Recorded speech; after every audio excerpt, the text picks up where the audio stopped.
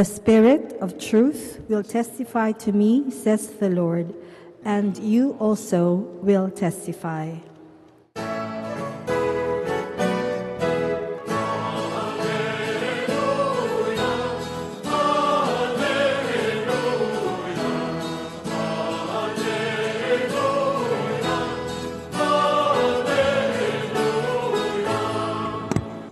The Lord be with you. And with your spirit. A reading from the Holy Gospel according to Saint John. Glory to you, O Lord.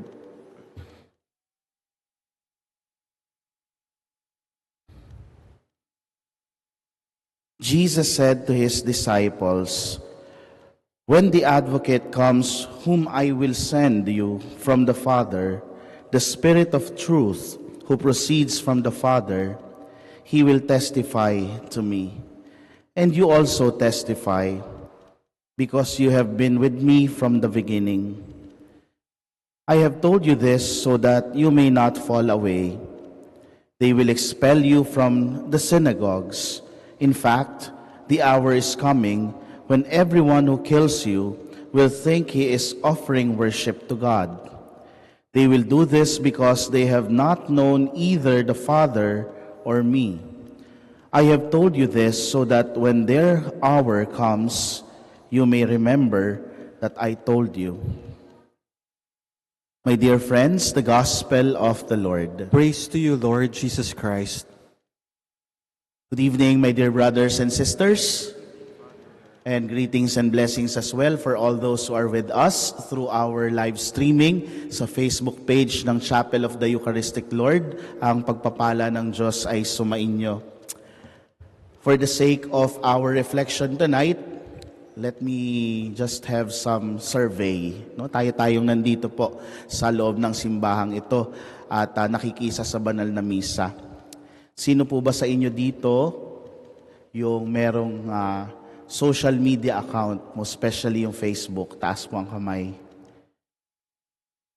Dami. No? O yung iba pa mang mga social media accounts, kahit po yung medyo advanced in age, meron pong mga social media account. No? Bakit kaya? With this technological advancements like that of our computers or any other gadgets, ito yung maraming nahuhumaling kahit na yung mga medyo may edad na at nagkakaroon ng interes na pag-aralan ng mga ito. No? Bakit? No? Maybe because of a single reason. This helps us to be connected to one another. Lalo ngayon sa sitwasyon natin bilang isang bansa, maraming mga pamilya ang napaghihiwalay ng distansya because they want to have sabi nga, greener pasture. Talagang magtatrabaho sa ibang bansa para matustusan, pero yung distansyang iyon ay napapaiksi nitong mga tinatawag nating technological advancements. Gusto natin na sa kabila ng pisikal na distansya ay konektado pa din tayo sa mga taong mahalaga sa atin. Di ba? Sabi nga, nagagawang maliit ng ang mundo sa pamamagitan ng mga pag-unlad sa teknolohiya, kagaya ng mga social media platforms at ng Facebook in specific. Kahit nga po yung tatay ko, magsi-70 na po si Papa. And he also made his own Facebook account. Bakit? Kasi he wants to connect with his classmates kahit nung elementary at high school. And lo and behold, nagkita-kita sila, nagkaroon sila ng reunion. Di ba? At ang dinidiscuss na nila, ay yung mga gamot nila. Yun na po yung topic ng discussion. But kidding aside, nais ng tao at likas sa tao yung connectedness o yung pakikipag-ugnayan. Nakikita natin yung dati nating mga kaklase, kaibigan, at yung mga kamag-anak na matagal mo nang hindi nakikita, na napaglalayo ng distansya. Just a little trivia. Alam niyo po ba na ang radyo, it took radio 38 years. Ito yung kinailangan niya ng span of time para makaabot ng 50 million people. Radio.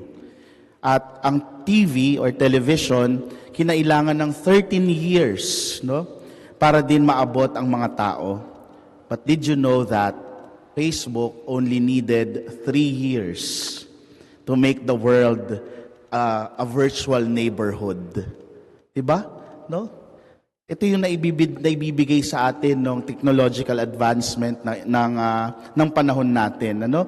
Nagiging virtual na magkakapit-bahay ang lahat ng mga tao. Kahit nga po yung misa di ba? Nagagamit po natin yung technological advancement ng live streaming. No? Yung misa natin ngayon, we do not know up to what extent, no, saan umaabot yung pagmimisa natin. Marahil sa ibang bansa ay may nakikinig at nakikisa sa atin. Ano?